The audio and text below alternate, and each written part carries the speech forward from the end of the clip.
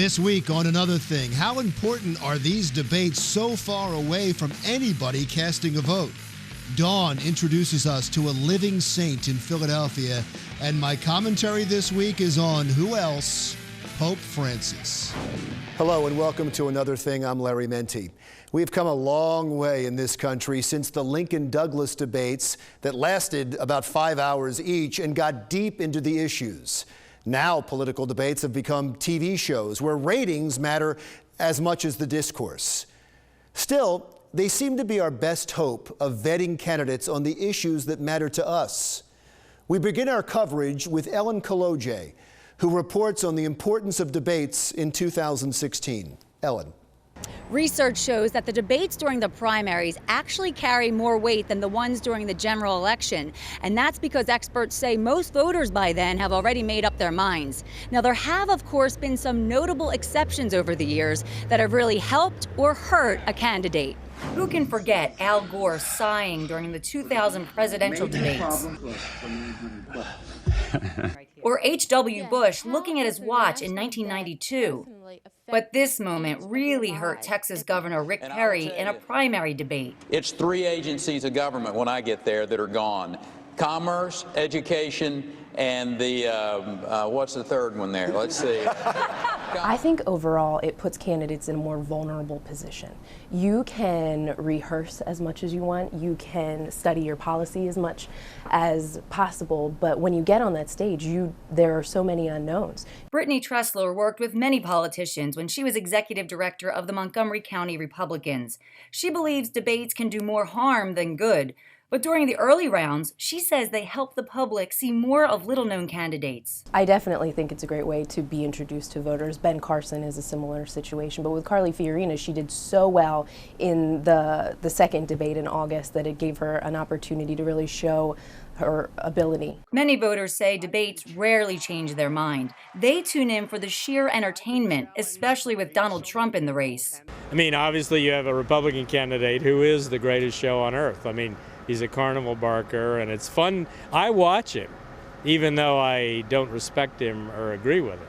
A whopping 24 million people tuned into that first Republican presidential debate, shattering all kinds of records.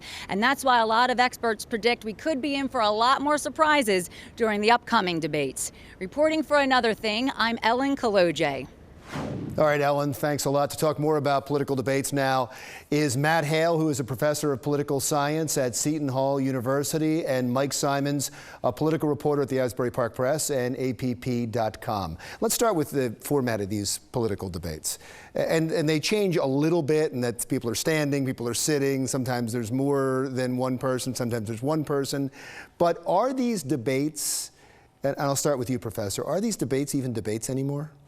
You know, I think what their debate's about is what are the sound bites going to be in the next day's news. And they're not necessarily debating against each other, but they're really trying to get their point across for who gets in the newspaper the next day, who gets on the TV the next day, and who people are talking about at the water cooler. That's what the debate is about, not necessarily what goes on stage. And so to that point, they actually practice lines that they think will get picked up and put in the paper the next day. I think they practice them so much so that they don't sound practiced. That's right. Otherwise people say, that was a practice line. But one point to what you're making is that I think that from the first presidential debate, when Chris Christie and Rand Paul had a pretty lively back and forth about the National Security Agency and surveillance and all that, and a lot of people responded to that. On social media, it was one of the most responded to sections of that first presidential debate, and it was actually about an issue for the most part, which was kind of interesting. They got back and forth, they gave him some space to debate the issue back and forth, and they made some points. They each got to make their points, and I think that there's so little meat to these that's part of why people responded to that. You sounded just like a Jersey reporter right then, because you latched on to the Chris Christie moment of it all. Yeah. But that was far down as what people were talking about. Everybody was talking about Megyn Kelly and Donald Trump after that first debate. Don't you think? Right, but there was data that came out from Facebook that had the Rand Paul Christie thing as either the second or third most talked about moment on social media that happened in that debate.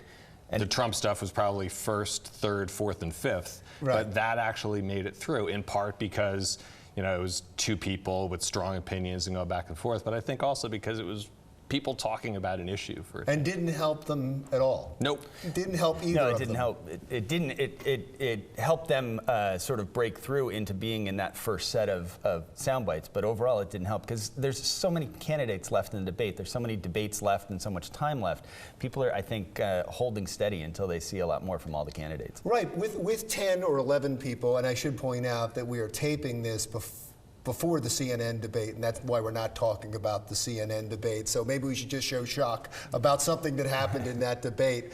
But to your point, much of these debates, it seems to me now, end up being, and correct me if I'm wrong, I mean, you had the Candy Crowley one, and you had now Megyn Kelly. There seems to be, it's just as important for the person that's asking the questions as it is for the person answering the questions.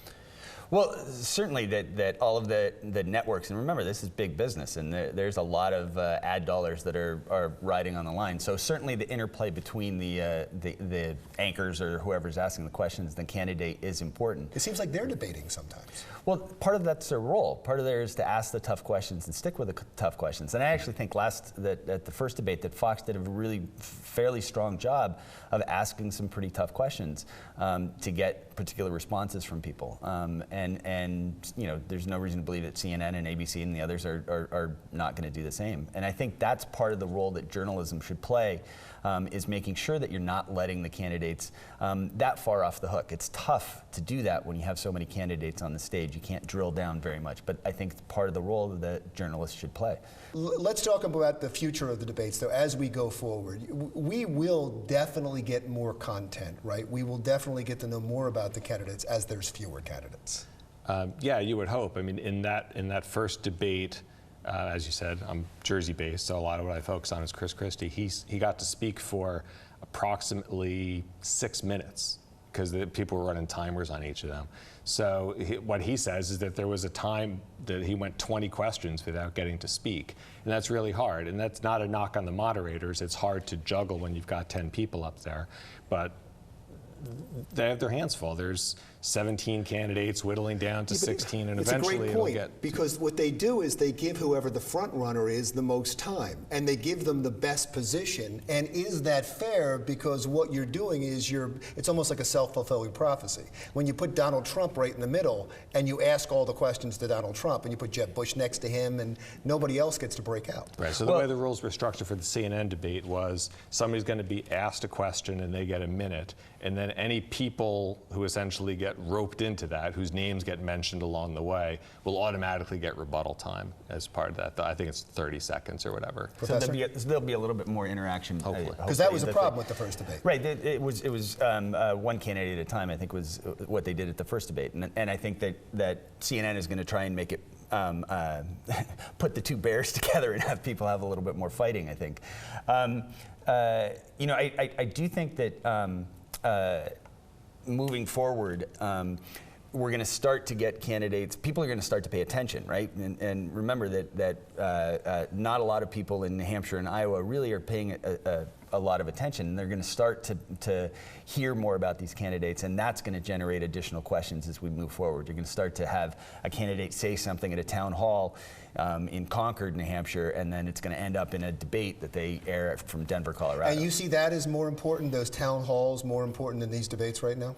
Well, I think that the town halls in New Hampshire, you live and die by those town halls, and I think that those are where you're going to connect with the actual voters of New Hampshire in a way that national debates will connect and drive polls nationally and that's important. So, but I certainly think that the town hall meetings are crucial to all of the candidates in New Hampshire. And you'd think your guy, Chris Christie, I'm saying your guy and that you cover him, not that you're supporting him, would do well in those town halls. You'd think he'd do well in the debates too. Yeah, I mean, around Labor Day, he was already doing his 20th in New Hampshire, and he's threatening to do as many as 100. So they might see a lot of them.